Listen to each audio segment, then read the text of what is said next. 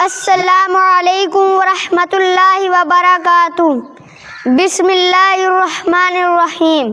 حضرت ابن عباس رضی اللہ تعالی عنہ سے روایت ہے کہ رسول اللہ صلی اللہ علیہ وسلم نے ارشاد فرمایا، جو شخص اللہ کی رضا کے لیے ایک دن کا اعتکاف کرے گا تو اللہ تعالیٰ اس کے اور جہنم کے درمیان 3 خندقوں کو آڑ بنا دیں گے۔ ایک خندق کی مسافت آسمان و زمین کی درمیانی مسافت سے بھی زیادہ چوڑی ہے۔ سامعین محترم، ایک دن کے اعتکاف کی یہ فضیلت ہے تو رمضان المبارک کے آخری عشرہ کے اعتکاف کی کیا فضیلت ہوگی۔